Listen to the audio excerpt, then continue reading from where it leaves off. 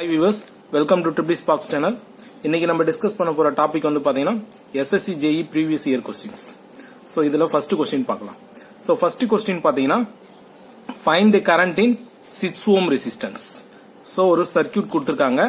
அதுல 6 ohm resistanceல current கேட்டிருக்காங்க.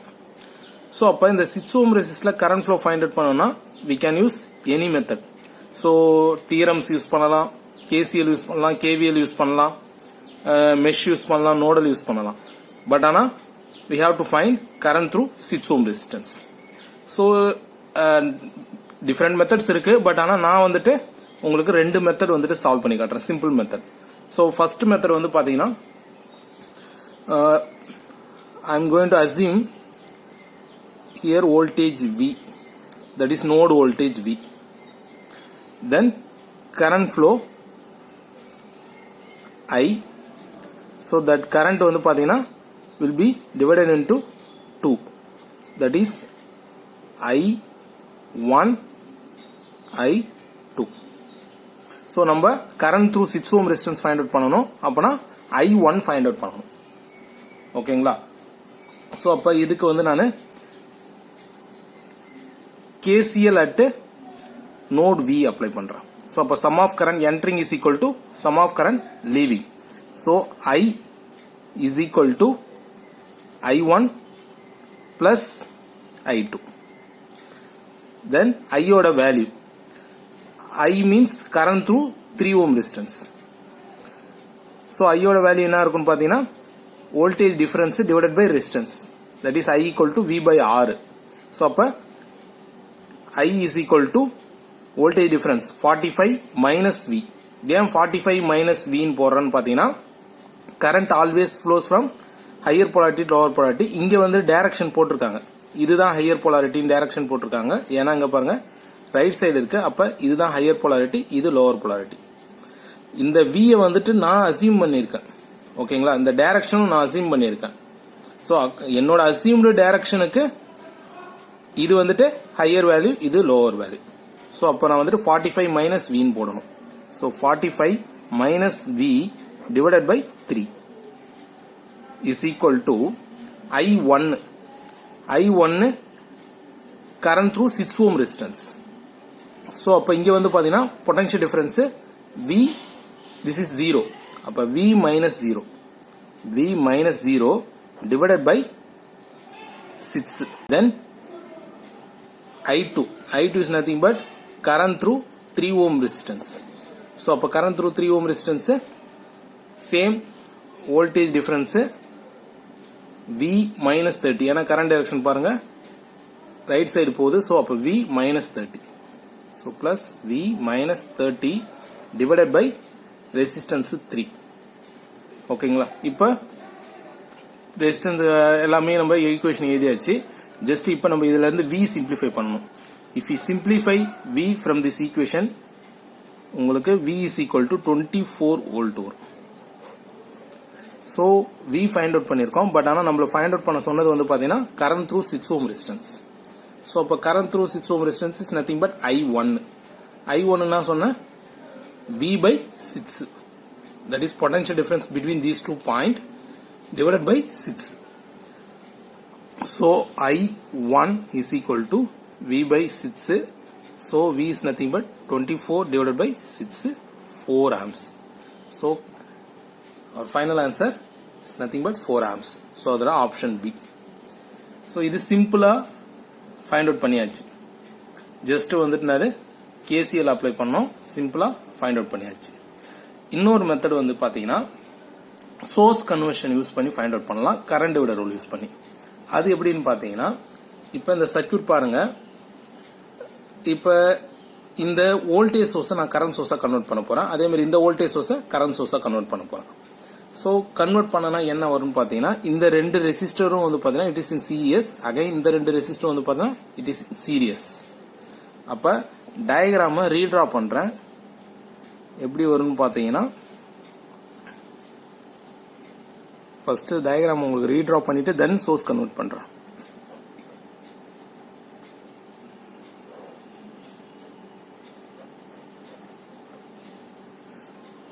So 45 volt 3 ohm 6 ohm sorry இதுதான் 3 plus 3 6 ohm அதாவது ரெண்டு சீரிஸ்ல இருக்கு ஆட் பண்ணிட்டேன் இங்க 3 plus 9 12 ohm 30 volt சோ இந்த டயகிராம் பாருங்க இந்த 3 plus 3 ஆட் பண்ணி தான் இங்க 6 ன்னு போட்டுட்டேன் இங்க 3 plus 9 ஆட் பண்ணி இங்க 12 ன்னு போட்டுட்டேன் அதாவது எங்கனா இந்த டயகிராம்ல ஓகேங்களா சோ இப்போ ரெண்டு டயகிராமும் சேம் தான் இப்போ நான் என்ன பண்ண போறேன்னா இது ரெண்டுத்தையும் கரண்ட் சோர்ஸா கன்வெர்ட் பண்ண போறேன் அதாவது சோர்ஸ் கன்வர்ஷன் யூஸ் பண்ணி கரண்ட் சோர்ஸா கன்வெர்ட் பண்ண போறேன் சிமிலர்லி இங்க இந்த வோல்டேஜ் சோர்ஸை கரண்ட் சோர்ஸா கன்வெர்ட் பண்ண போறேன் சோ சோர்ஸ் கன்வர்ஷன் வந்து பாத்தீங்கன்னா I is equal to V by R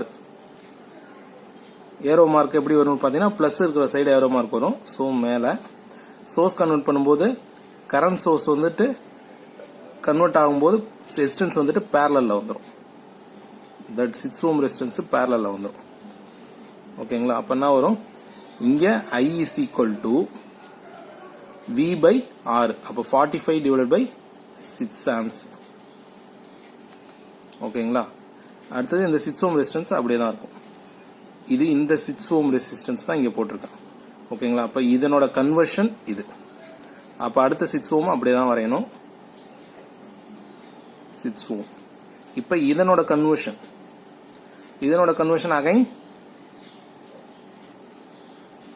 resistor with current source parallel again arrow mark வந்து பாத்தீங்கன்னா அப்போர்ட் தான் இருக்கும் ஏன்னா பிளஸ் மேல இருக்கு இப்போ இதனோட value I is equal to V by R so 30 divided by 12 ஓகேங்களா so amps இதனோட value resistance 12 ohm resistance so just source conversion பண்ணியாச்சு இப்போ நான் வந்துட்டு கரண்ட் விட ரூல் அப்ளை பண்ண போறேன் எனக்கு வேண்டிய கரண்ட் வந்து பார்த்தா இது உள்ள அதாவது இந்த 6 ohm ல போற கரண்ட் இந்த சென்டர்ல இருக்கிற 6 ohm ல போற கரண்ட் தான் எனக்கு வேணும் ஓகேங்களா அதாவது இந்த கரண்ட் I 6 ohm தான் எனக்கு வேணும் சோ அப்ப வந்து நான் என்ன பண்ண போறேன் கரண்ட் விட ரூல் அப்ளை பண்ண போறேன்னா இந்த ரெண்டு கரண்ட் சோர்ஸையும் என்ன பண்ண போறேன் ஆட் பண்ணிக்க போறேன் அப்ப ரெண்டு கரண்ட் சோர்ஸையும் ஆட் பண்ணனா என்னோட டயகிராம் எப்படி வரும்னு பாத்தீங்கன்னா சோ சிங்கிள் கரண்ட் சோர்ஸா கன்வெர்ட் ஆயிடும் அது என்ன இருக்கு 45 by 6 plus 30 by 12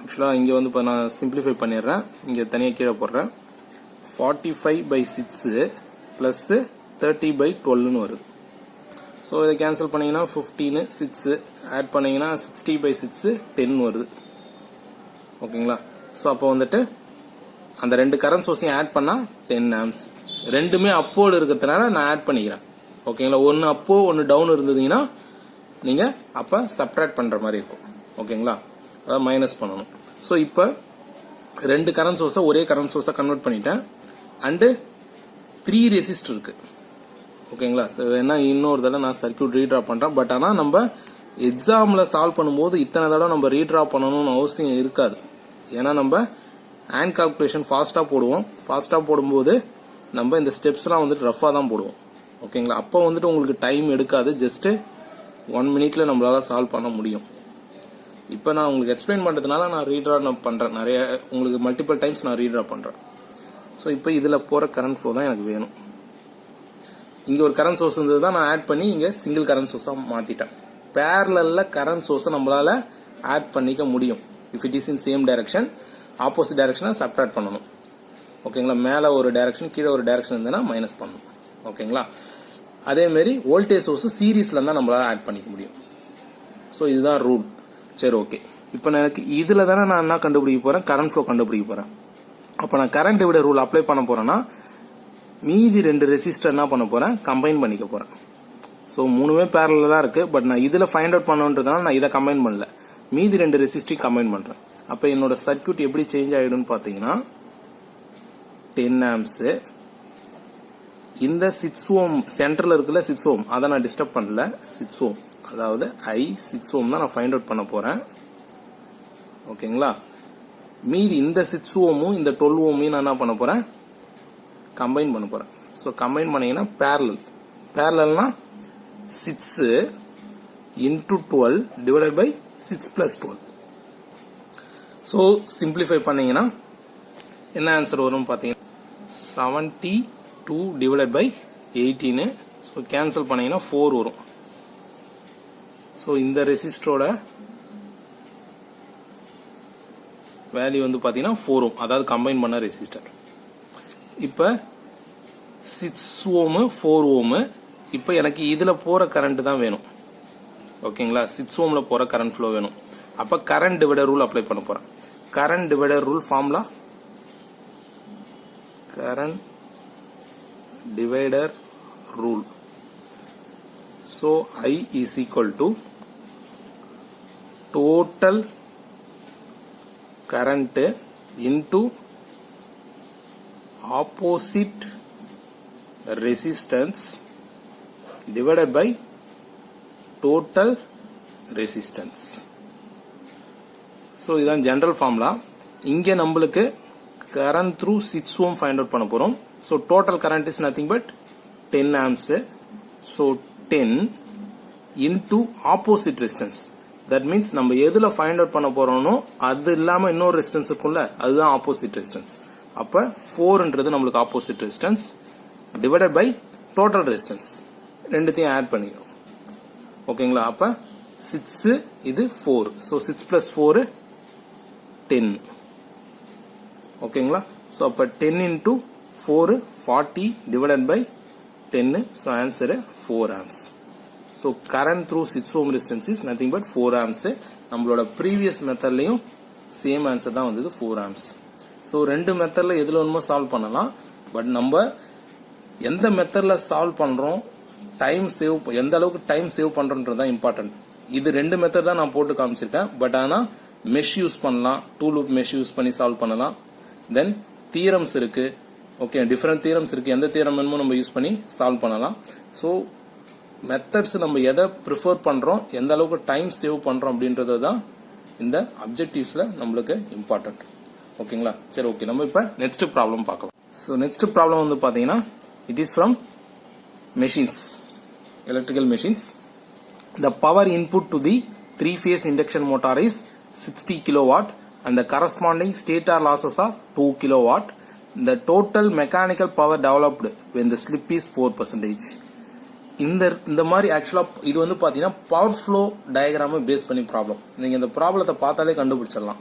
power input கொடுத்திருப்பாங்க, லாசஸ் கொடுத்திருப்பாங்க, இந்த மெக்கானிக்கல் பவர், ரோட்டார் பவர். ஓகேங்களா, இது மாதிரி ரிலேட்டடா கொஸ்டின்ஸ்ல இருந்தாலே அது வந்து பவர் ஃப்ளோ டயக்ராம பேஸ் பண்ணின்றதை நம்ம பார்த்த உடனே ஐடென்டிஃபை பண்ணிடலாம். இந்த மாதிரி ஸ்லிப் கொடுத்திருந்து.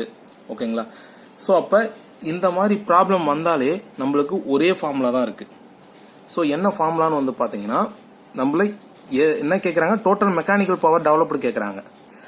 பட் நீங்க அந்த ஃபார்முலா எழுதினீங்கன்னா எது கேட்டாலும் நம்மளால ஈஸியா சால்வ் பண்ணிட முடியும். ஸோ ஃபார்முலா வந்து பாத்தீங்கன்னா P2 is to PC is to PM is equal to 1 is to S is to 1 minus S. So இந்த ஃபார்முலாவில நம்ம எந்த P2 PC PM எது கேட்டாலும் நம்மளால ஃபைண்ட் அவுட் பண்ண முடியும். P2ன்றது என்னன்னு பாத்தீங்கன்னா ரோட்டார் இன்புட்.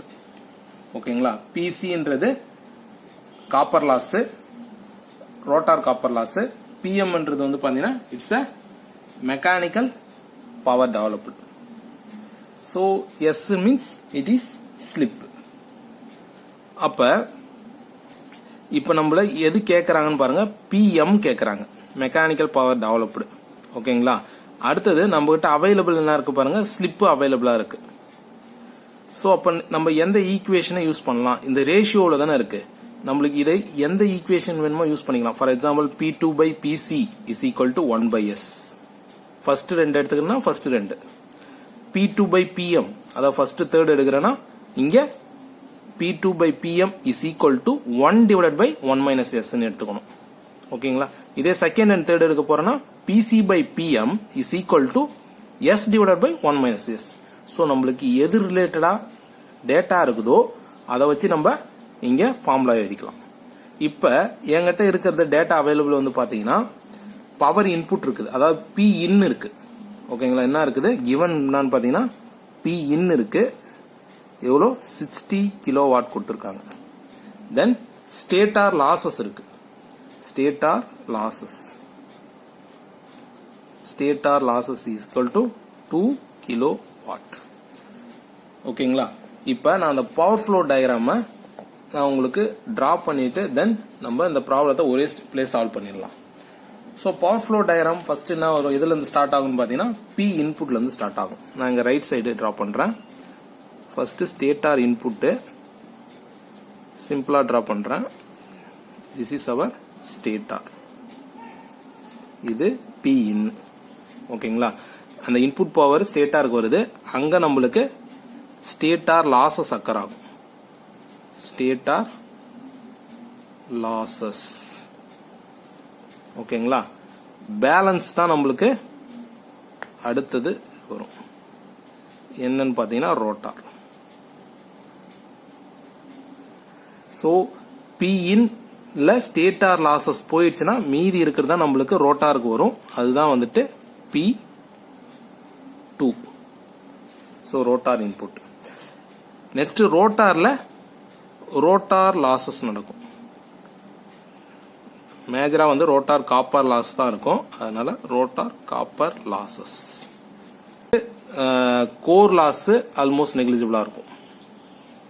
ஓகேங்களா, சோ அப்ப ரோட்டார்ல ரோட்டார் காப்பர் லாஸ் அதாவது P2 minus rotor copper loss போக தான் நம்மளுக்கு அடுத்த ஸ்டேஜுக்கு போகும். அடுத்த ஸ்டேஜ் என்னன்னு பாத்தீங்கன்னா it's the mechanical power. So PM. So அப்ப PM is nothing but P2 minus rotor copper loss. ஓகேங்களா, இதுதான் வந்துட்டு PM. சோ நெக்ஸ்ட் PM போனா அங்க நம்மளுக்கு மெக்கானிக்கல் லாஸ் இருக்கும். Mechanical losses. சோ பேலன்ஸ் தான் நம்மளுக்கு P out. So this is our output power, P out.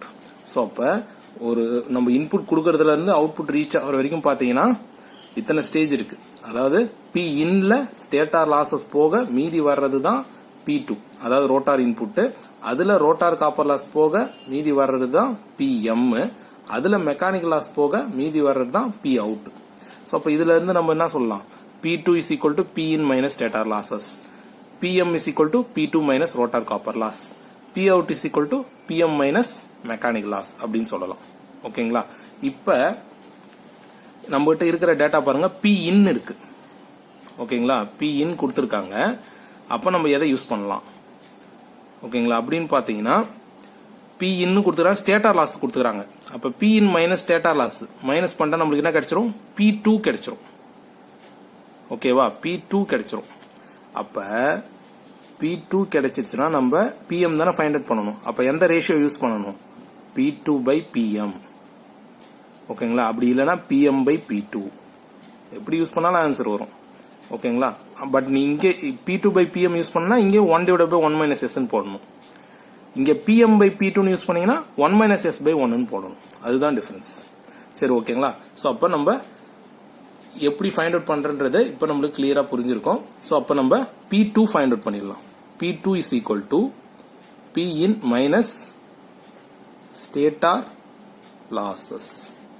So P in 60 kilowatt, stator losses 2. So answer 58 kilowatt.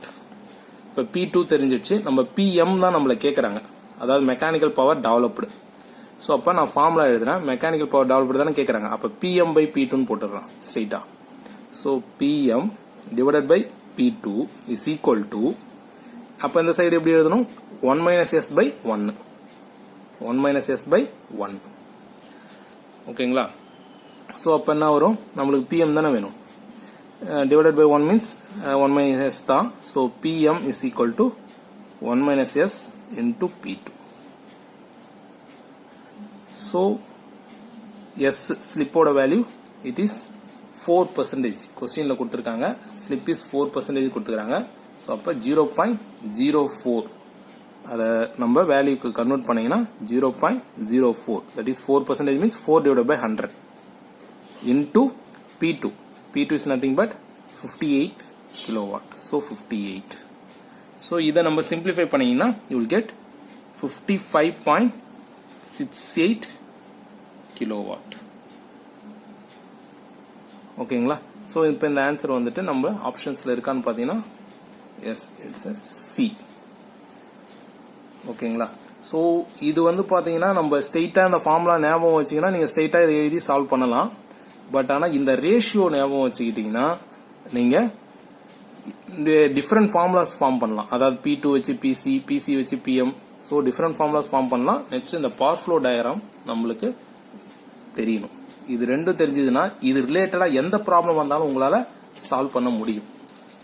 ஓகேங்களா? நம்ம நெக்ஸ்ட் வீடியோவில் நம்ம தேர்ட் ப்ராப்ளம் பார்க்கலாம். தேங்க்யூ.